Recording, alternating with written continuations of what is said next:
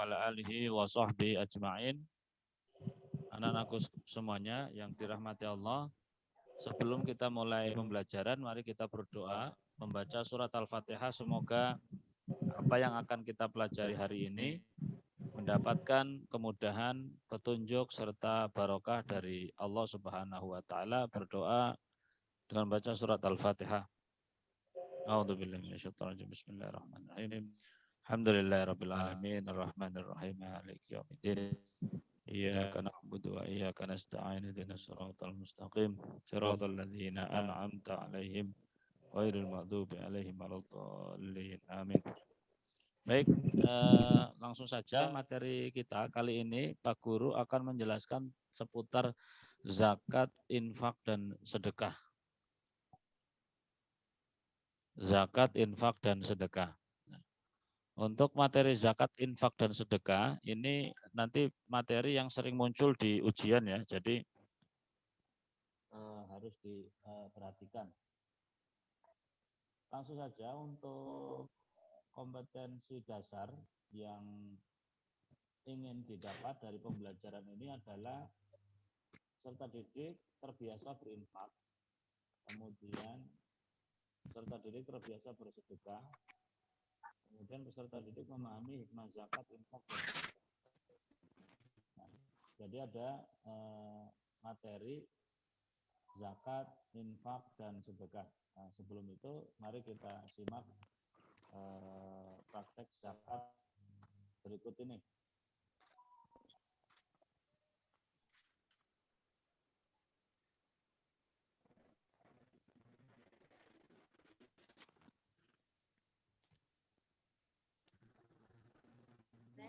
मुश्किल वक्त से नहीं भागता, पर न जाने लोग मुझसे क्यों दूर भागते हैं।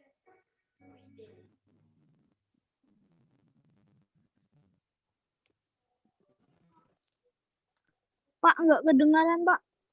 Nggak kedengeran? Iya, Pak. Suaranya kecil betul, Pak.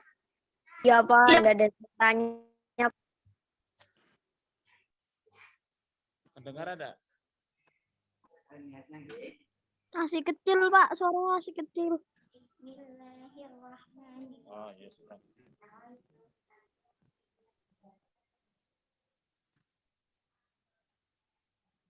Oke. Jadi ini adalah gambar tayangan tentang praktek zakat, ya. Praktek zakat fitrah. Bapak anukan aja, stop dulu ini.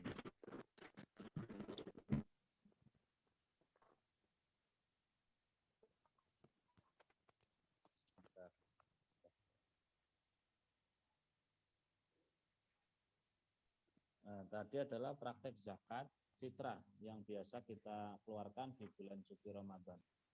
Nah, selanjutnya Bapak ingin menjelaskan zakat, pengertian, dasar, pembagian, tata cara, dan benda-benda yang wajib dizakati.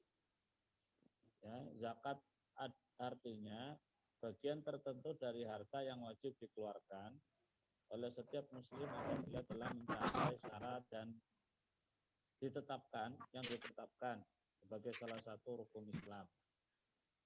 Nah, jadi zakat itu nanti juga ada penjelasan menurut bahasa zakat itu artinya tumbuh, ya, tumbuh. Jadi zakat menurut bahasa artinya tumbuh. Nah, zakat menurut bahasa artinya tumbuh. Sedangkan menurut istilah adalah mengeluarkan sebagian harta yang kita miliki dan telah sampai batasan nisabnya. Nah, jadi mengeluarkan sebagian harta yang kita miliki dan telah sampai pada batasan nisabnya. Nisab itu apa? Nisab itu artinya Bulu. Oh, ini saya masuk. Pak, suaranya nggak kedengaran, Pak. Masih Ini, kecil. Ini sudah kedengaran belum, Danis? Udah, Pak. Sudah. Tapi kecil Pak suaranya Pak. Suaranya kecil. Ini kedengaran enggak? Kedengar. Oh iya sudah. Iya ini apa namanya? Sinyalnya. Sinyalnya putus ini Pak Guru tadi. Sebentar. Pak Guru buka dulu materinya yang tadi. Oke.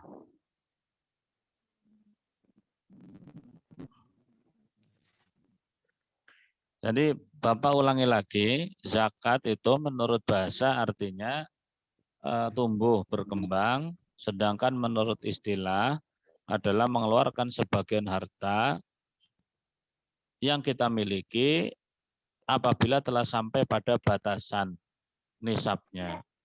Batasan nisab itu apa? Batasan nisab itu adalah batasan dikeluarkannya zakat dari suatu harta.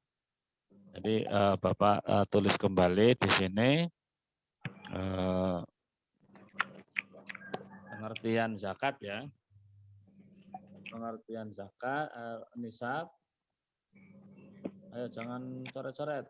Nisab artinya batasan yang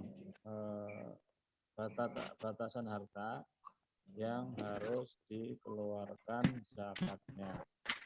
Jadi harta yang kita miliki itu memiliki batasan. Ya, maka apabila telah sampai pada batas tersebut, maka kita harus mengeluarkan zakatnya. Nah, kemudian zakat itu dibagi menjadi dua. Ya. Zakat dibagi menjadi dua. Yaitu satu zakat fitrah, kedua zakat harta. Berkaitan dengan nisab itu adalah pembahasan tentang zakat harta. Nah, selanjutnya dasar daripada zakat ini adalah pada surat At-Taubah, ya, ini Pak Guru kasih lingkar, adalah surat At-Taubah ayat 103 yang artinya ambillah zakat dari sebagian harta mereka, dengan zakat itu kamu membersihkan dan mensucikan mereka. Khudh min amwalihim shadaqatan tutahhiruhum wa tuzakkihim biha. Nah, itu ya. Jadi surat At-Taubah ayat 103. Nah, selanjutnya siapa orang-orang yang berhak menerima zakat itu? Orang-orang yang akan menerima zakat itu siapa? Nah, di sini Bapak akan tampilkan siapa saja mereka orang-orang yang menerima zakat. Yang kita sebut dengan mustahik zakat. Ya. Mustahik zakat itu jumlahnya jumlahnya 8. Mustahik itu apa, Pak? Mustahik itu artinya orang yang menerima zakat. Ya, di layar kalian bisa baca.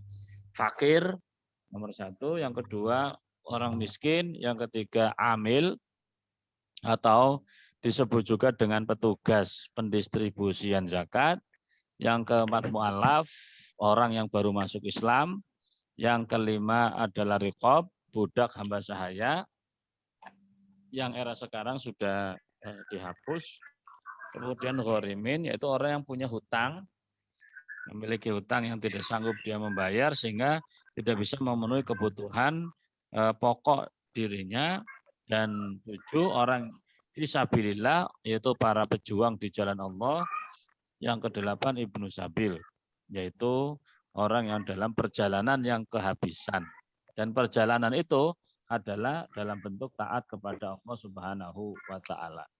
Jadi ini beberapa golongan mustahik. Jadi harta yang kita harta yang kita keluarkan, baik itu berupa zakat fitrah ataupun zakat harta, itu diberikan kepada 8 golongan ini. Ya, tidak boleh kepada selain 8 golongan ini. Nah, kemudian zakat mal dan zakat fitrah itu memiliki syarat. Ya, apa saja syaratnya? Di antaranya harta yang dikenai zakat harus memenuhi syarat sesuai dengan ketentuan syariat Islam. Kemudian syarat harta yang dikenakan zakat mal sebagai berikut.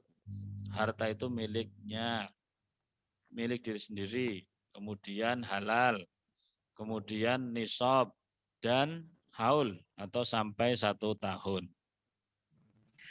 Nah, jadi zakat fitrah itu dikeluarkan pada bulan suci Ramadan ya.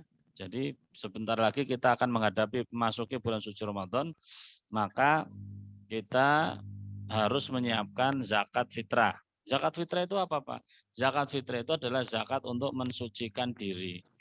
Berapa besarannya, Pak? Besarannya satu orang, satu kepala adalah 2,5 kilogram atau 3,5 liter per jiwa. Jadi yang biasa menggunakan kilo, maka ukurlah dengan kilo. Yang biasa menggunakan liter, ya ukurlah dengan liter. Kalau kilo 2,5 kilogram, kalau liter 3,5 liter. Nah, jadi nanti akan ada hitung-hitungan misal.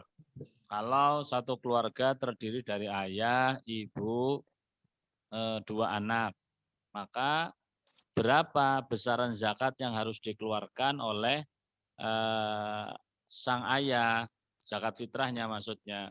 Maka jawabannya adalah 2,5 kilogram dikali jumlah anggota yang akan dizakati. Tadi berapa jumlah anggota yang akan dizakati? Itu ada berapa tadi? Ada 4 anggota. Ya, ada 4 anggota dikali 2,5 berarti 10 kilogram. Nah, itu cara menjawabnya. Nah, bentuk soalnya nanti seperti itu di dalam ujian. Ya. Nah, kemudian yang kedua adalah infak. Nah, infak ini adalah mengeluarkan harta untuk orang-orang yang menjadi tanggungan kita seperti ayah, berarti yang ditanggung itu adalah istri dan anaknya, ya.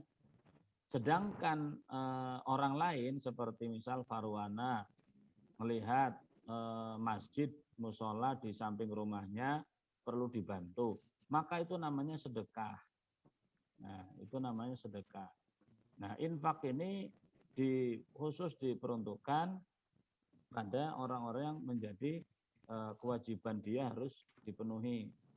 Maka pemenuhan untuk itu diantaranya seperti sandang, ya, papan, juga pangan. Nah, itu kewajiban dari orang tua kalian yang harus dilakukan atau dikeluarkan untuk memenuhi hajat hidup anak dan istrinya. Apa saja keutamaan berinfak? Ya, tentu mendapatkan pahala yang sangat besar. Ya. Sebagaimana disebutkan di banyak surat bahwa Allah menjadikan orang-orang yang berinfak itu adalah orang-orang yang beriman, orang-orang yang bertakwa. Juga didoakan oleh malaikat. Nah, itu seperti itu.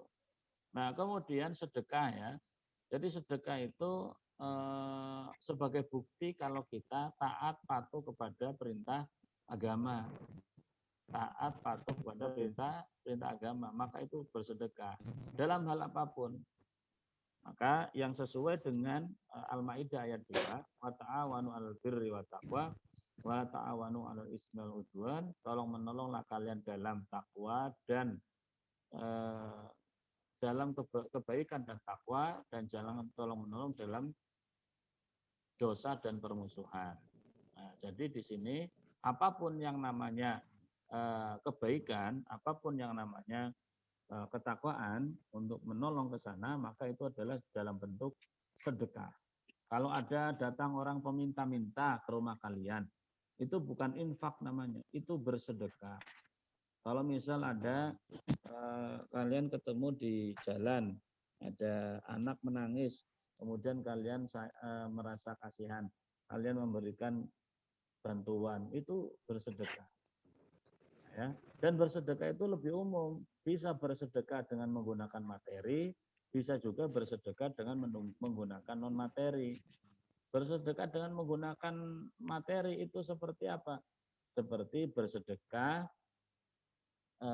dengan uang, dengan harta. Kalau non materi bisa dengan tersenyum, itu sedekah. Dengan berzikir, membaca alhamdulillah, itu sedekah. Ya, Azizia misal dapat dibelikan buku baru. Kemudian Azizia katakan alhamdulillah, terima kasih Mak. Itu sedekah. Terima kasih Pak. Terima kasih Ayah. Nah, itu sedekah. Farwana nraktir Azizia, ya, belikan pentol rebus misal. Ini satu plastik buatmu, satu plastik buat saya. Itu sedekah. Ya. Kemudian sholat duha juga termasuk sedekah. Nah, jadi bersedekah itu jauh lebih umum daripada infak dan zakat. Jadi kesimpulannya adalah zakat, infak, dan sedekah itu berbeda-beda. Kalau zakat adalah wajib untuk kategori diri dan harta tertentu dan ada ketentuan syaratnya. Syarat rukunnya ada. Peruntukannya juga khusus. Sedangkan infak adalah kita mengeluarkan harta yang kita punya untuk orang yang kita menjadi tanggung jawab.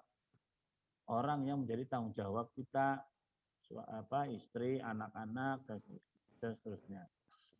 Sedangkan sedekah itu cakupannya lebih umum. Boleh harta, boleh juga non harta.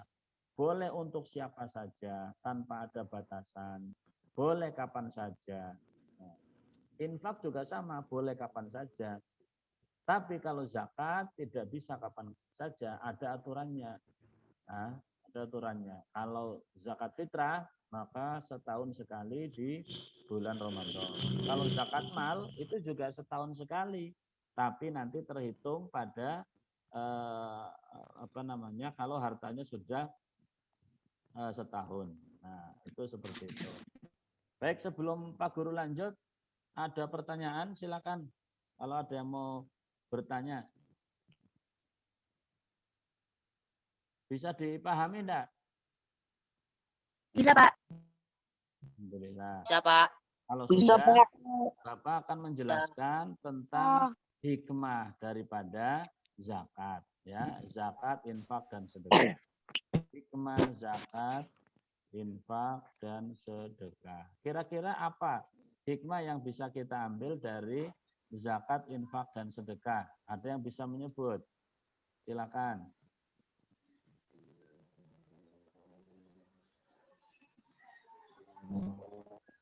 Nah, ini nomor 1. Apa? Silakan dibaca. Bentuk ketaatan kepada perintah Allah. Dengan kita berzakat, berinfak, dan bersedekah, itu menunjukkan kalau kita taat kepada Allah. Yang kedua, apa?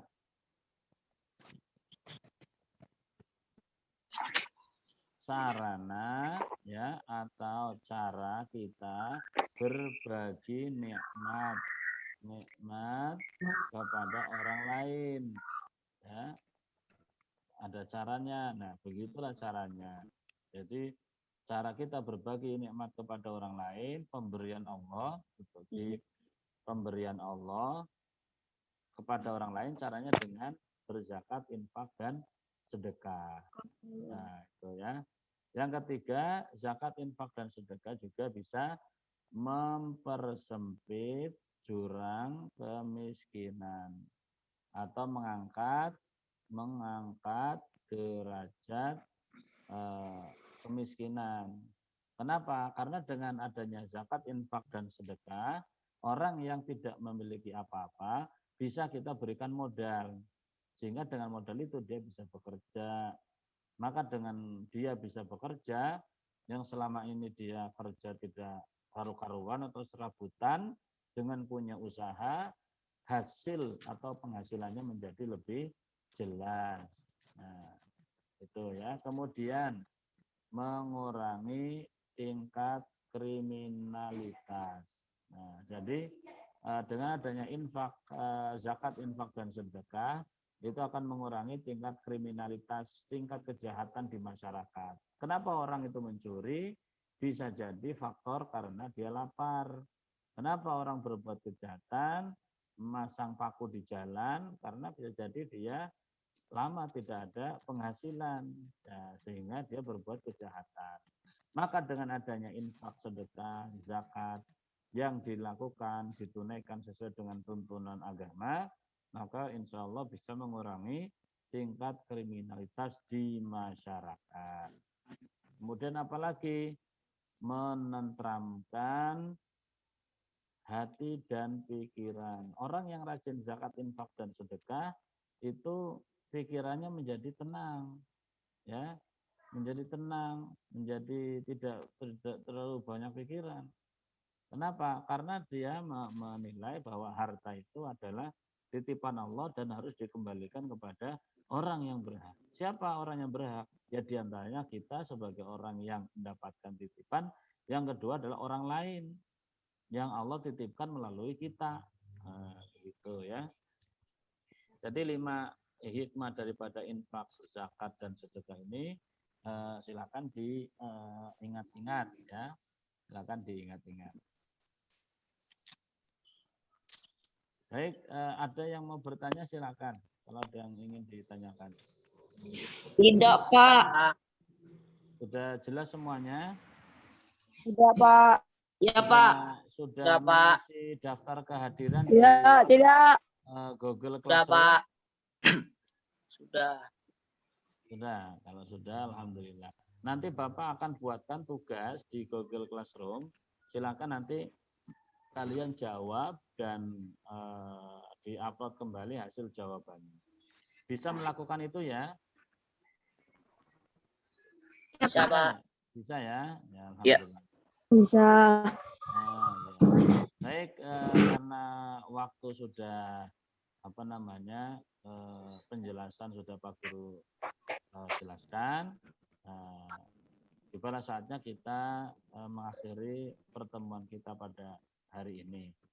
Jangan lupa senantiasa bermohon pada Allah agar senantiasa diberikan perlindungan serta rahmat darinya, dan juga semoga dimudahkan dalam menuntut ilmu dan diberikan keberkahan.